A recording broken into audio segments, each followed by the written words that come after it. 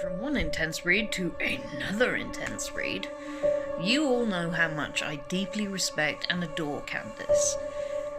And it has nothing to do with the fact that she's also my editor. Poor woman. She has been through so much with me. But nevertheless, there is a reason I trust this woman so completely as an editor, and that's because of the work she throws out. Intense, beautifully written, detailed, to a point where even I had kind of a bad stomach after reading this, as we meet McKenna, who is in basically a situation where women, they have no rights in this future. It is a bleak future. Love, marriage for love, non-existent now. Women have no rights over their bodies, and you are either a breeder, a healer, or a slave. And unfortunately, McKenna, from a young age, ended up being a slave. And it is dark, it's depraved, it's messed up. And McKenna has seen things that no young woman or child should go through. In this horrible, bleak, dystopian future that is a cross between Handmaid's Tale and Wishmaster, we end up going along with the story of McKenna, as she introduces us to a future where a woman has no rights over their body. It's all about serving the man and giving the men what they want. Sound familiar? And just the fact that nobody listens to the pain and anguish these women go through. The detail that is put into this story is phenomenal.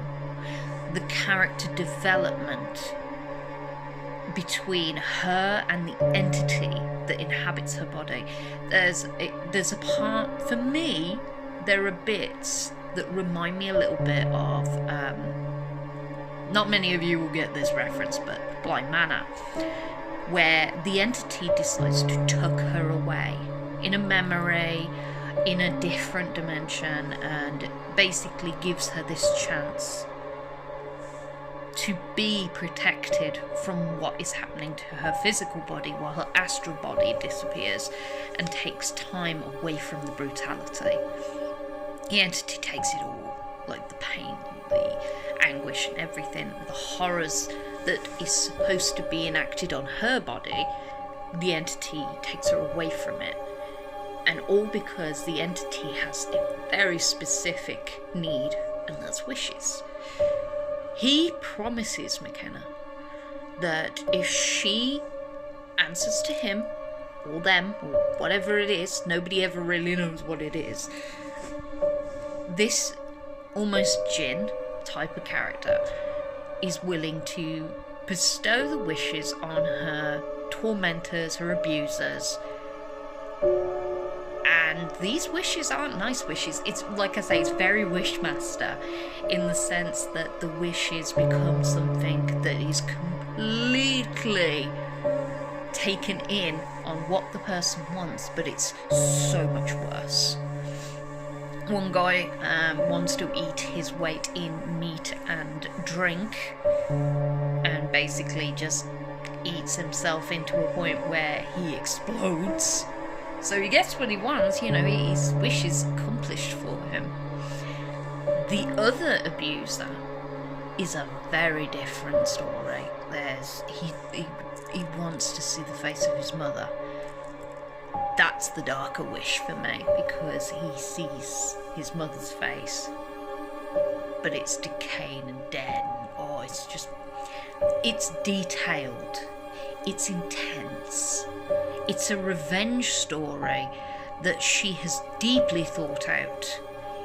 The history, the backstory of what it was before all this came into play, makes the reader really kind of pulled completely into this story. Candace has never failed me when it comes to her story. She always gives it her all, and this one is probably one of my favourites. Aside from, My other favourite, which of course is, oh my god, my duck has died. Oh no, I must save the duck. Yeah, I was going to say zombie ducks, which I absolutely loved because, you know, the dark humour mixed in with like comedy horror is just perfect for me. But this one has to be hands down my favourite of hers, and that's saying something because Vet was insane and I loved a good revenge story and a good kind of ending to pull it all into one. It's all woven so beautifully together, and it is